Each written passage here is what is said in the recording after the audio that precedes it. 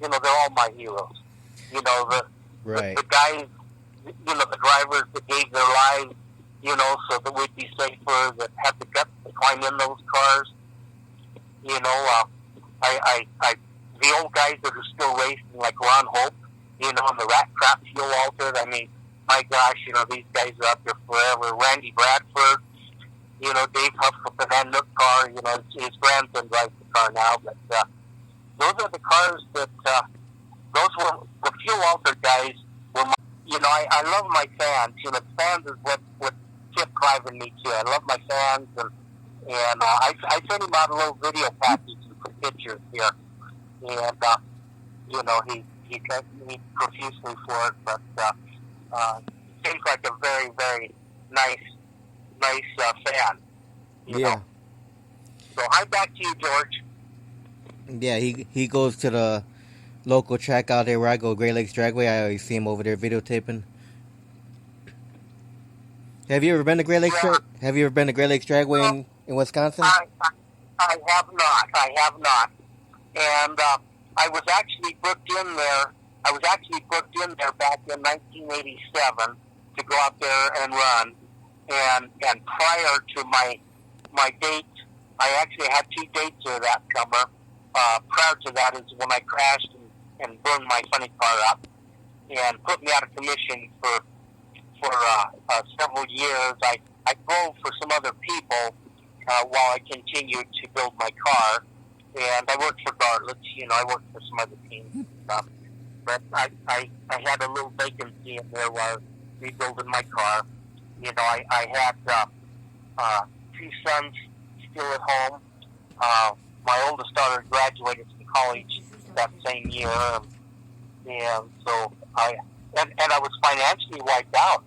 I was making my living racing, and I crashed my car, lost all my dates, and I wasn't fortunate enough to have a spare car, sitting around. And with that said, I got to tell you, I crashed in Englishtown, New Jersey, and Chuck Etchels, Paul Smith, and even Roland come over, and they all asked, to help me to get my car back together and get back out there and running.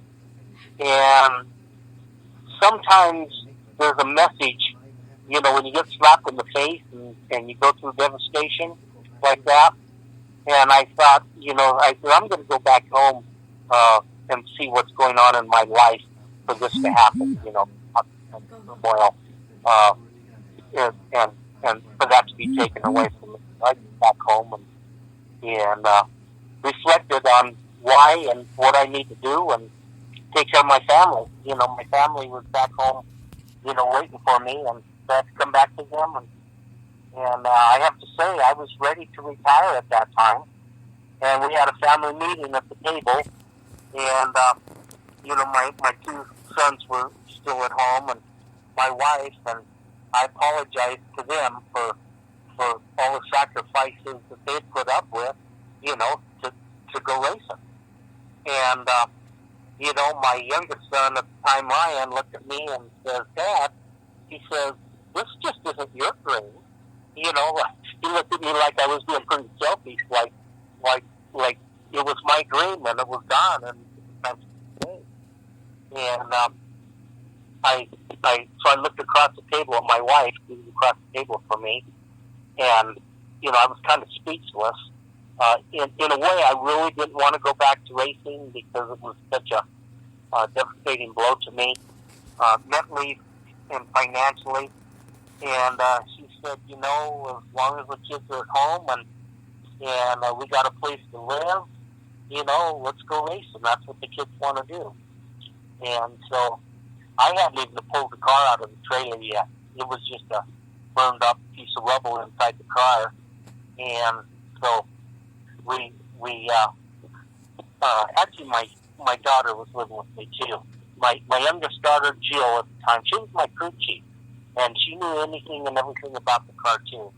So we pulled the truck and trailer forward, and we hooked onto the back of the car with a strap. The tires were all flat, and we just drug that thing out. And boy, what a mess it was when we dug it out of the trailer. Looked at it on the ground there, and I'm thinking, oh my gosh, people don't understand the work that goes into building a car. When you don't have a big budget, and the sacrifice and what it takes, and to lose one is devastating.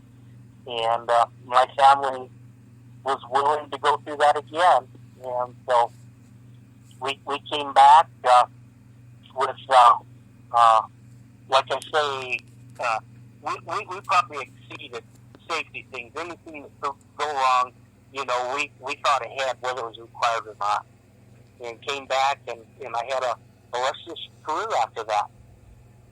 Great career. Well, that's awesome. So let me ask you this, Ricky. What was your experience like for the first time ever driving a nitro car? I'll tell you, I love driving a nitro car. Let's put it this way: anybody that can drive a Pro Mod or a Double B funny car can easily drive a nitro car. A nitro car is a much smoother pull than those other cars because you don't have all those gear changes. The only thing is stuff happens really, really quick, because it's fast, it happens quick. The first time I went down the track in a nitro car, I went faster than what I thought I did. I didn't think it was that quick, and actually it was some licensing runs. It was my Corvette funny car, but we had it on nitro. And at that time, the record was a 610 for a Double B funny car. And we went out and we ran I believe it was a 661. We had to run 10% of the national record.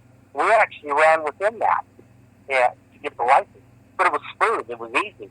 And I can tell you, driving a nitro car is very difficult for me to go back to the alcohol for a couple of years there. The nitro cars are so much more exciting. When you're sitting in the seat there, the horsepower of those motors, you feel it in your chest. You're tight to that strap, or to the chassis. You're strapped down, and so every vibration that motor thunders through that chassis is going right through your body, and it's something that you would have to experience. It's something that can't be described. It's very exhilarating to me. I get excited just talking about it. I think about it. When that motor fires, ironically, they started on gas or alcohol, and it fires, and it's getting there, and it's running, and then when it starts cackling, and you can feel that thunder coming through there, there's nothing like it. Nothing like it, Dave. Wow. You got to do it, Dave. So I like Larry Dixon's concept of the dragster where you can give people rides. Right. I like that concept. I think I think it's a good concept for someone that really wants to experience. I have to interrupt you for 1 second because we only get 45-minute segments, so I'm going to do a part 2. So anyone listening will be back on the air in a couple minutes. All right.